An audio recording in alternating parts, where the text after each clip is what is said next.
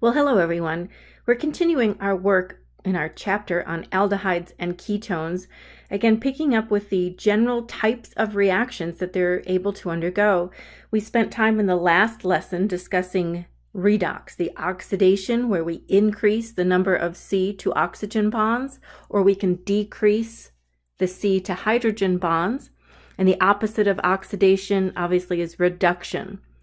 Here we pick up with a new type of reaction known as an addition reaction. In an addition reaction, we take a reactant such as X bonded to Y, and those are just, of course, general letters that can designate any additional reactant, such as HBr or a Cl, whatever it might be. But it's usually just two atoms with a single bond between them, and we're going to add them across the double bond in this carbonyl substrate. When we add across the double bond, we break one bond. Typically the C to oxygen, this double bond here, is broken, leaving a site to add a substrate onto the carbon, as well as to complete the octet of the oxygen. So just to emphasize, as we're kind of looking at it, one of these bonds, the double bond here, is broken, leaving a new site of attachment on the carbon to complete its tetravalent requirement, 4 bonds. And of course, then the other component would add on to the oxygen. So let's take a more specific look at this. And we'll focus specifically on forming what we refer to as acetals and hemiacetals. These vocabulary words, the acetals and the hemiacetals, are the products when aldehydes undergo reactions with alcohols. Now let's emphasize, the aldehyde, we understand, is always at the terminal end of a carbon chain. So here is an aldehyde where we have a carbonyl oxygen bonded to the hydrogen, terminal end of a carbon chain. And we're adding across that an alcohol, an ROH group, an alcohol. And what happens again, if you remember, we break one of these bonds, break one bond in the double bond, and that creates a site of attachment to add one of those things to the oxygen and the other to the carbons. We fill the octet of both of those atoms. And this right here, remember, this is what we refer to as an alcohol. So we have an aldehyde with a carbonyl, could be a ketone, but here we're forming first with an aldehyde in our first example. And then we add an alcohol, ROH. And of course, this is the presence of an acid, which is just really a catalyst. Not really a reactant, not a product, so it sits on top of the arrow. Now look to see what's happened. This alcohol, ROH, this hydrogen adds on to the oxygen. So just take a look where we landed. Here's the hydrogen from the alcohol filling the octet of the carbonyl oxygen. And the remainder of your group, this RO, is filling the octet on the carbon. Here's an important vocabulary word to notice. This is a hemiacetal. That the original carbonyl carbon, this carbon that used to be bonded double bond O, has now bonded to create an OR-OH configuration. This configuration gives us a functional group, very important to see this, as a hemiacetal. Now, in a second equivalence, if the reaction is allowed to go with an additional mole of the alcohol, we notice that a second step has taken place in which the hydrogen that was originally from the oxygen in the carbonyl group is now replaced as well with the remainder part of the alcohol, the ROH. And of course, there would be a byproduct of water. Notice the water comes from, here's the OH and an H. This is the water molecule. And now notice carefully this vocabulary word. We've formed a complete acetal. And an acetal has the carbon originally from the carbonyl now bonded twice to OR groups. So here we have an acetal, and here we had a hemiacetal, still having one component of the oxygen left. And this is going to take a little practice, so let's keep looking at it. When we add just one molecule of an alcohol, it leads to a situation where we have a hemiacetal. Here's the carbon that used to be the carbonyl carbon of a double bond. So remember, here is how it started, either a ketone or an aldehyde, but we called this a carbonyl carbon. And in the presence of an alcohol, so we're looking at plus alcohol, the first product to form is called a hemiacetal. Notice where it says one group on the original carbon is an alcohol, OH, and the second attachment is the OR, making it a hemiacetal. If we allow the reaction to proceed with a second equivalent, a second mole, step 2, a second equivalence of that same alcohol, we take off the OH and replace it with the OR, forming acetal all the way around. Two groups of OR surrounding that original carbonyl carbon. So this is the original carbon that was an acetone or a ketone, and it's now been converted all the way to an acetal group. So just think of this as step 1, step 2, going from a carbonyl all the way to an acetal group.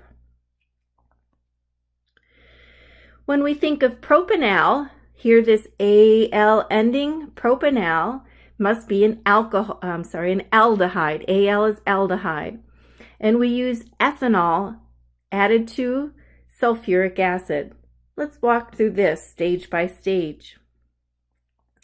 First of all, I noticed that propanal is a compound with 3 carbons, and at the end of the chain is the oxygen, and that oxygen there creates this aldehyde group. So here is the original compound called propanal. This carbonyl compound contains a C double bond O, all right? And so now it says, let's treat this. So sitting on the arrow is ethanol. And we know ethane is a 2-carbon, C, and then it would be OH for the alcohol. And of course, as the catalyst will be sulfuric acid. Ethanol is a 2-carbon alcohol. Propanal is a 3-carbon aldehyde. And those are the 2 reactants. Remember the addition. It says in step 1, we break the single bond in the alcohol, and we break one of the 2 bonds in the carbonyl carbon. And those create sites of attachment. And so again, just drawing the 3-carbon that was originally a carbonyl, breaks the double bond and creates an attachment for the hydrogen, and it creates a second attachment for the remainder of the alcohol.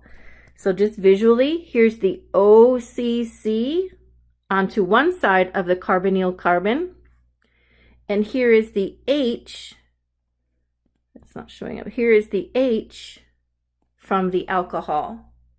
And the vocabulary word here is just to recognize that this is a hemiacetal. That's the first step in this conversion, is creating a hemiacetal. Now it says, let's take a second equivalence of this alcohol and let it react again. In the presence of sulfuric acid, what will happen next step?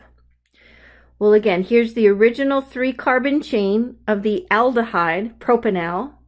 Right now, it has the oxygen left, and it has the OCC from over here on the hemiacetal. When we think about the reaction, the OCC is going to replace the H.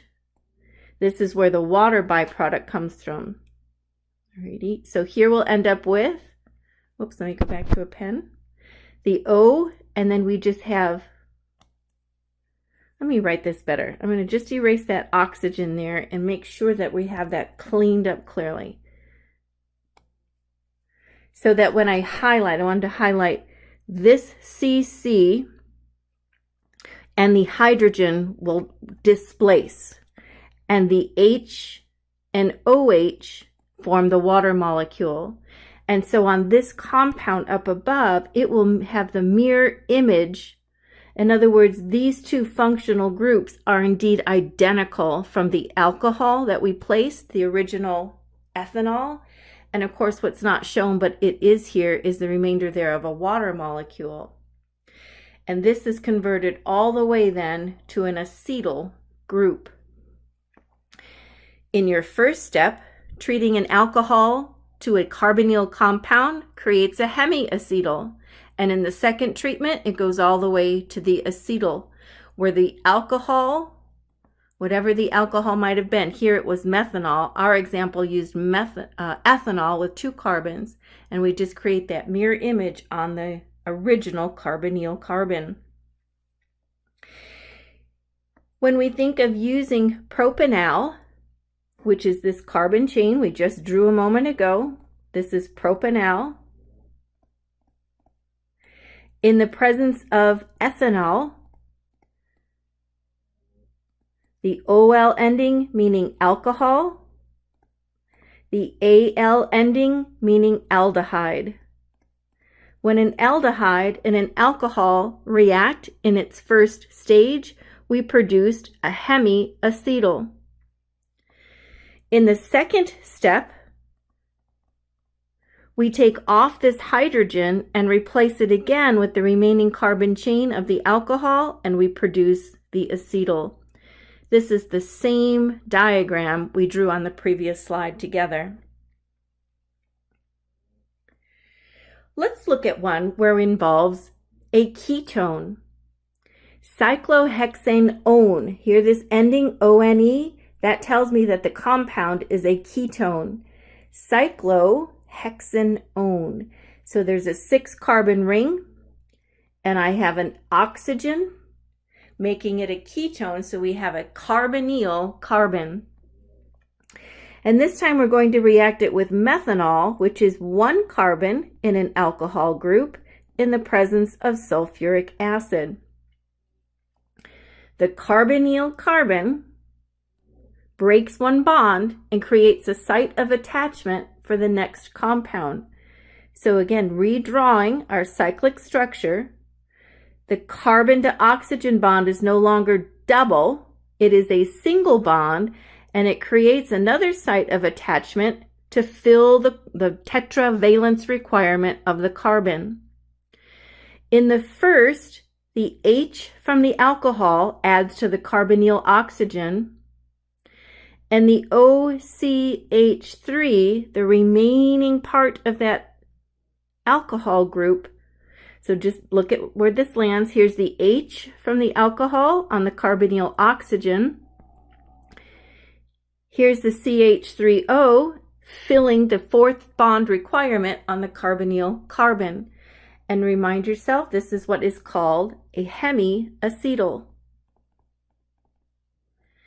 If we further treat in a second equivalence or a second mole of methanol, CH3OH is then treated again in the presence of sulfuric acid. And here we go all the way to forming an acetal, which takes that oxygen and creates the mirror image OCH3 on both attachments. We turn the hemiacetal into an acetal with a second treatment. Very simplistic. Great job. Here's the same slide, just giving you a chance to see this visually. Here is the carbonyl carbon. If we highlight that, it might show better. Here's the carbonyl carbon on cyclohexane-one. O-N-E is the ketone. We're treating that with methanol. CH3OH. The hydrogen bond breaks away from the alcohol and it places it on the oxygens. And then here, the remaining part of the alcohol is landed on the fourth bond of the original carbonyl carbon. A hemiacetal was formed. In a second treatment, we have mirror images of the original acid and not shown, but we have an H2O,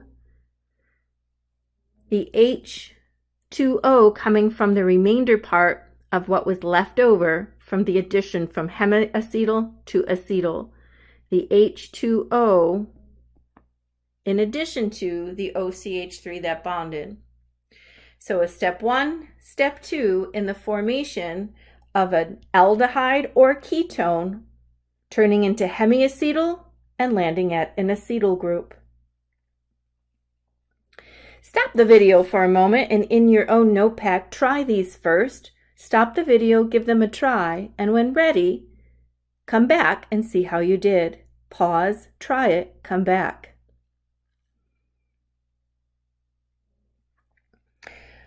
Welcome back. You must be ready to try your answers. Notice that the question gave us 2 equivalents in the process of an alcohol, drawing the hemiacetal and the acetal. So my first job is to recognize the carbonyl carbon as the site of this reaction. In my first step, I count out 1, 2, 3, 4, 5. So I'm just going to get my carbon chain ready. And I see at carbon number 3, I originally had the carbonyl, C double bond O, but I recognize that I will break the double bond and I will complete the octet using the alcohol on the carbon minus its hydrogen. Since that hydrogen got placed up, the hydrogen from the alcohol adds to the oxygens part of the carbonyl group, and the CH3O fills the fourth bond on the carbon. This is what we refer to as the hemiacetal. In the second equivalence, we still have a 5 bond, and instead now of having an alcohol, we have 2 groups that are identical, forming the methoxide OCH3, and that's the acetal equivalence. Step 1, step 2, forming the OCH3 on both of the sites of attachment on the original carbonyl carbon. Here's your letter B, just for feedback opportunity. This happens to look like an aldehyde, benzaldehyde. So the carbonyl carbon, C double bond O, in the first reaction produces a hemiacetal. And remember to just break the H apart from the alcohol. So in your first product, we'll draw that benzene ring. Here is the carbonyl carbon. Instead of a double bond, we now have a single bond to the oxygen. We still have the hydrogen, and the fourth bond on the carbon ends up to be the OCH2, CH3, and the hydrogen filling the octet of the oxygen. A hemiacetal was formed. In the second equivalence, we drew the benzene ring, and now the carbonyl has identical substituents in both directions, and of course the hydrogen is still on there as well. We have formed the acetal. So I take a look at the alcohol, and I'm going to separate the hydrogen away from the backbone of the carbon chain, and I add those across the double bond on the carbonyl. How'd you do? I put a slide in here to just remind ourselves there is a difference between acetals and the term ether, which we practiced in a previous chapter. We recognize an ether as being an ROR, that these carbons are attached to other carbons or perhaps hydrogens. But what's different with an acetal or a hemiacetal is there's more oxygen attached to a single carbon. There's 2 OR groups on one carbon to make the acetal, whereas there's 2 C's on a single oxygen atom. I look left, I look right, and they're both carbons. Notice I have 2 oxygens on a single carbon. Here I have an oxygen attached to 2 carbons. We must remember the difference between an acetal group and an ether group. So pause there and just ask yourself, how would I label these as ethers, hemiacetals, or acetals? Take the time to write your answer down.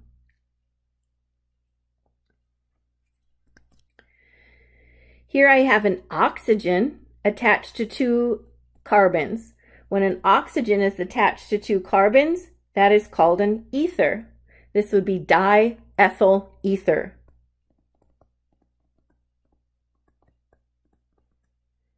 Kind of the ROR format. And then notice what happened here. Here's a carbon, and it's attached to 2 oxygens. A carbon attached to 2 oxygens we defined as an acetal group. Did you have those right? Try some more. Stop the video. Don't cheat yourself of the practice. Stop the video and label these as ethers, hemiacetals, or acetals, and come back when you're ready to check your work. Don't cheat. Do them first. Okay, welcome back. Find the oxygen. Find the oxygen here. And I noticed that oxygen is attached to 2 other carbons.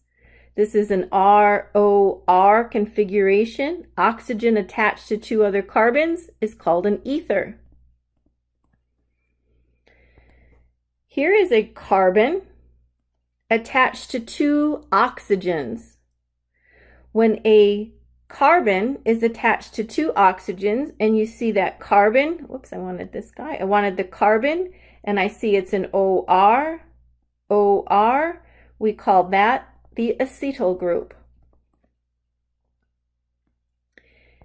Here is the carbon, but this time it's attached to an OH and an OR. When a carbon is attached to an OH and an OR, that's the definition of a hemiacetal. And finally, in our last example, here's the carbon, and it's attached to 2 other oxygens. When we see a carbon attached to 2 other oxygens, it's called an acetal group. Are you doing well?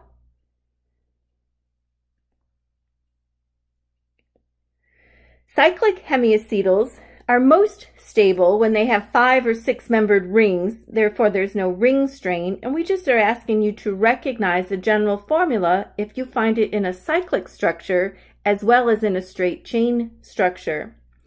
So when I see a carbon and I see it attached to an OH and an OR, that was our hemiacetal. But remember, it may also be in a cyclic structure. Here's a carbon attached to an OH and an OR. So therefore, I can see that it is a cyclic hemiacetal.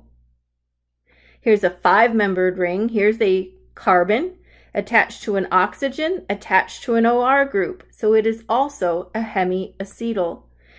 Recognizing that it can be in a straight chain or in a cyclic structure.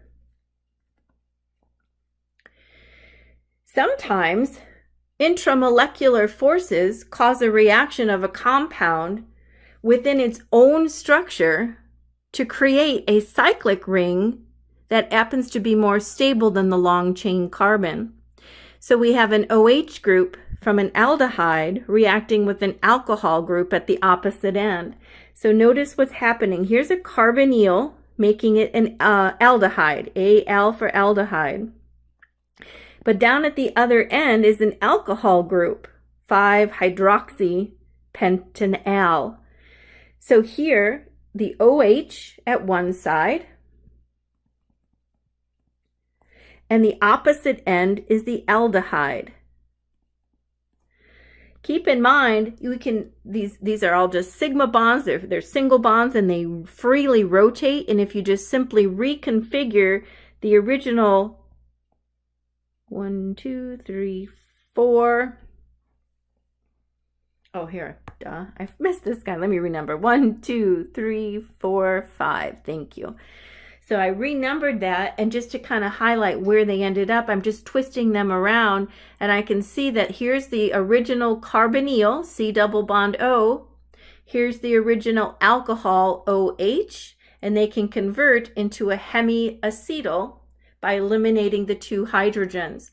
And so they remove this H, they remove this H, and then there becomes a site of attachment, and it becomes a 6-membered ring where the 6th member comes the oxygen. And that's what we refer to as a hemiacetal, an carbon attached to an OH, attached to an OR, a hemiacetal group.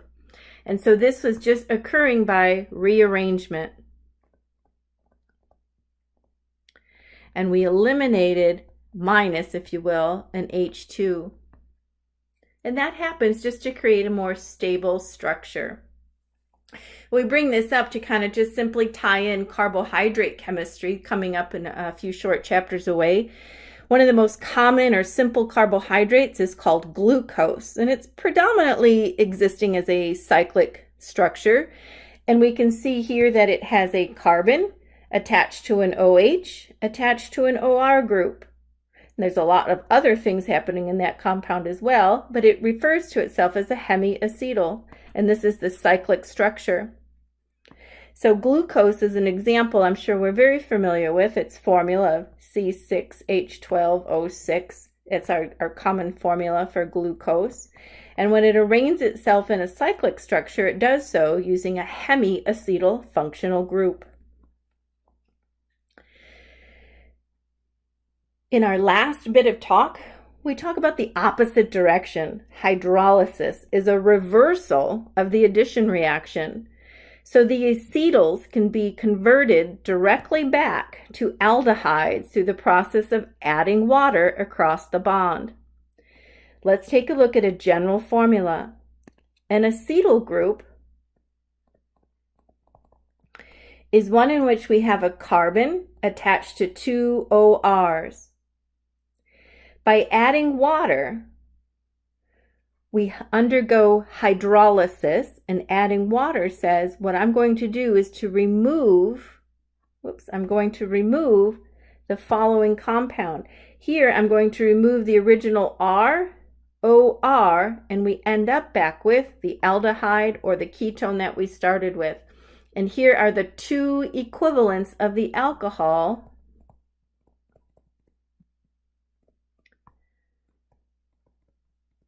So it did this all in one step in this particular diagram. It says, if I read it this way, I know that an alcohol added to an aldehyde creates an acetal in a 2-step process. And they're just reminding us that we can reverse the reaction through hydrolysis, take the acetal and bring it all the way back to the original aldehyde or ketone. That this is a reversible reaction. So just the moral of the story is both the forward and the reverse reaction take place. And thinking about what bonds break and what bonds form, if I start with the acetal group means that I have a carbon attached to an OR group twice. The bonds that break were originally from the carbonyl carbon. Adding water across those dehydrates that. Adding water undergoing hydrolysis says, let's take the alcohols back. The original alcohols came from this part of the functional group, and then 2 equivalents would give us the carbonyl group back.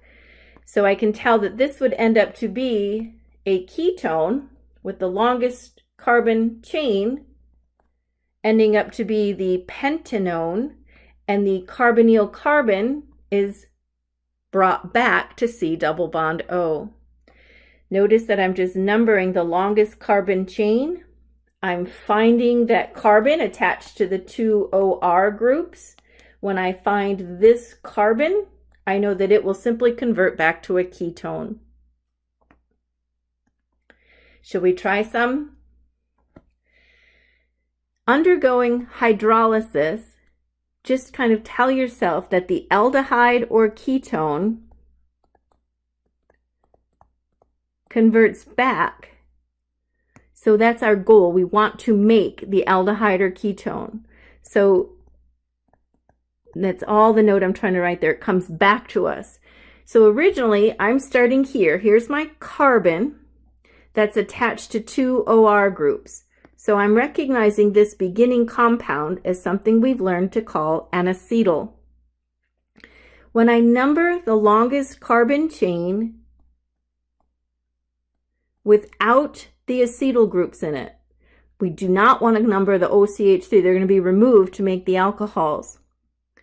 I notice that this is a 5 carbon chain, and on carbon number 2 is the carbon attached to the two OR groups, so it will be restored to the carbonyl carbon, and we would have 2 equivalents of CH3OH alcohol, that the alcohol is coming from the CH3OH.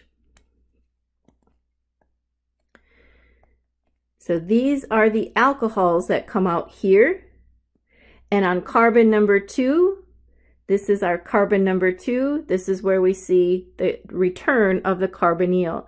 So we created 2 pentane-one, a ketone. Let's try letter B. Letter B, I'll start by recognizing the carbon that's attached to 2 OR groups. That is the carbon then that will be returned to the ketone. So I'll simply draw that cyclic structure. It's a 6-membered ring. And here the carbon is returned to a ketone, and the alcohol would be 2 equivalents of CH3, CH2OH. And in our last one, here's the carbon attached to the 2 OR groups. It happens to be at the terminal end of a chain, so this will end up making a aldehyde. We have a cyclic structure, a 6-membered ring. Here's the carbon that was originally part of the acetal group, and it simply returns itself to the carbonyl function, creating the aldehyde. And the alcohol that would come out would be 2 equivalents of CH3OH. Here we created an aldehyde. And here, since they were deeper in the chain, these were both ketones. And that, my friends, is the end of our Chapter 16 journey. Please record your notes and bring them into the Dropbox. See you in class.